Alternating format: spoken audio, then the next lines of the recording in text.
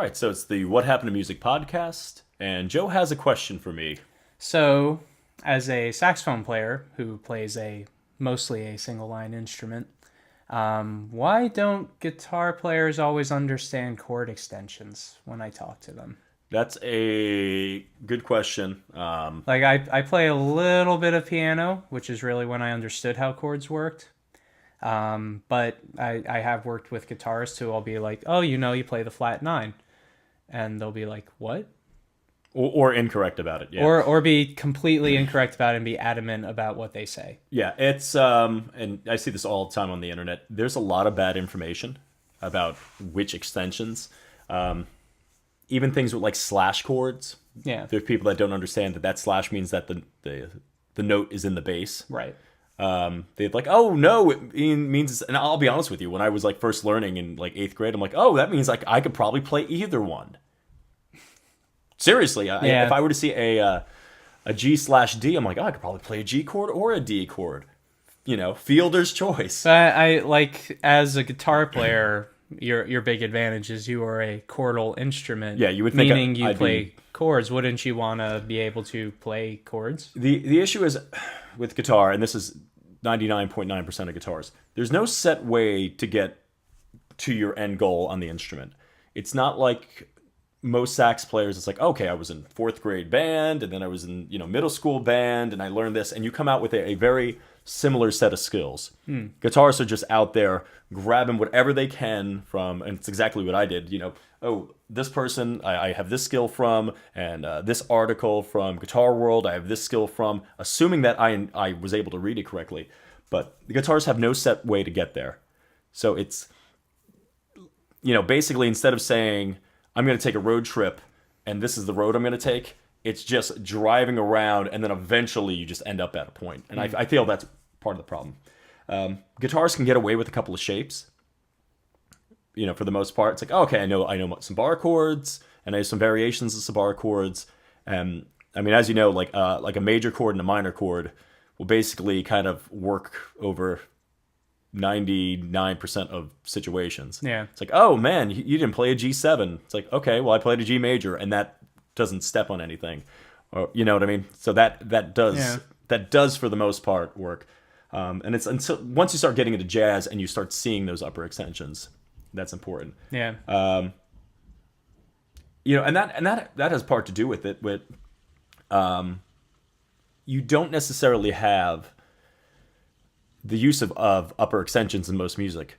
Sometimes you have major 7 chords, and sometimes you'll have 7 chords, but like the anything past the 9, not really all that used. But yeah, there's a lot of bad information out there. Most guitarists will say that a C add 9 is a C9 chord. Oh, because it has a 9. No, it's a C add 9 because it doesn't have a dominant 7th or a minor 7th in it. Yeah. And you have to admit, the terminology does get a little bit confusing. But the other issue is, and you were asking why they get so adamant and angry. The other issue is, I think people don't realize that terminology, for the most part, is 100% set. You know what I mean? Yeah. Like there's like a flat 9 definitely means something, and a sharp 11 means something, and there's no way to call it something else. The other thing, and this was the big thing that I struggled with when I was younger, lack of fretboard knowledge. And by that, I mean, if I went to your saxophone and went, what note are you playing there? You're not going to be like, that's like not even a question. Right. But because the way guitarists tend to learn digitally, where it's like, oh, I can play, this major scale. Oh, now I can just do the same fingering and move up. Which is, good for improvising. And most people, for 12 keying things, when you're like, I learned this one pattern, I'm going to move my hand half an inch to the left. Would you like to explain when we were in college? So when we were in school, we would do licks in 12 keys because we were both studying jazz. And we would do a process that our teacher called real life, which is you have to play this lick in all 12 keys without making a single mistake, or else you start over. And that may sound easy in principle, but the second you make one mistake, you're basically sitting there for the next 15 minutes trying to get it right because you just psych yourself out so much with it. For a saxophone player, that's really pretty hard because every single scale, every single mode has like a feel, and you have no visual on what you're doing, so it's all just by how you're feeling.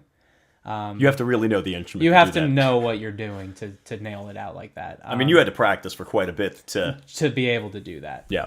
From what I understand, the advantage of guitar is that you can learn your shape for your lick and then just kind of move your hand. And our teacher was actually trying to figure out ways to make it harder for John. And John just being like, well, I can do it like this, I can do it like this, I can do it like this. Well, it's funny. I could have told him things to make it harder for me. Yeah, but what you're saying is that you may not have been able to necessarily shoot off the names of all of those notes. I can't shoot off the names of any notes. So like me, I would be like, well, I worked on this for so long, I could tell you like the notes I was playing in this key. As a guitarist, I mean, most guitarists they find this. I always the sort of no man's zone,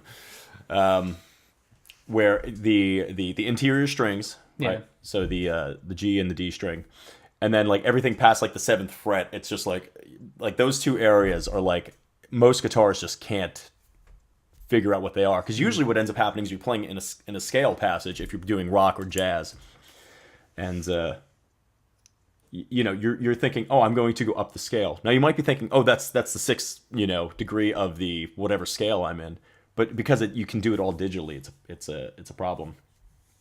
It was interesting. I'm pretty sure, correct me if I'm wrong, that the professor in question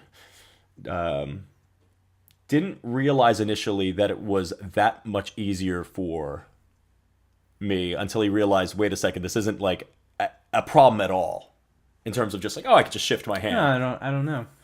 I seem to remember him being like, oh yeah, that's a lot easier for you, because as a sax player, that's much more difficult. Yeah.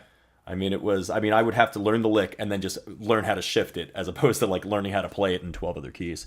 But yeah, and the other thing is, no one's forcing guitarists how to learn. I didn't learn a lot of my music theory until I said sophomore year of high school. I was a rock guitarist, didn't really know much. I could play some scales. I thought I knew stuff because I knew my modes. But it wasn't until I took a music theory course, which I got like slaughtered in high school, where I was just like, okay, there's stuff that I have to understand, and there's not like an important base knowledge of things for guitarists. So basically, to answer your question, most guitarists don't understand chord extensions because most of them don't need to. It's not required at any point to really learn for most genres, and the fretboard knowledge just makes it that much harder, because you're not really thinking about where the notes are, and awful information. The amount of times I see, especially when I'm doing like covers, or not, I'm not doing covers, but I have a student come in, and like especially all like the Ed Sheeran stuff they want to learn.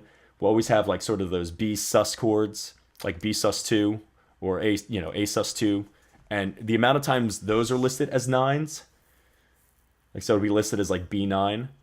And it's so incredibly incorrect, because it's like, well, I don't think you want like this very bossa nova sounding sound. It's there's probably more bad information on the internet than there is good information when it comes to that. All right. So if you have any additional thoughts on this topic, or if you would like to tell me I'm a jerk for even asking this question, leave a comment, and we'll go from there. I like to think that you're a jerk, but not for asking that question. I'm a jerk for other reasons.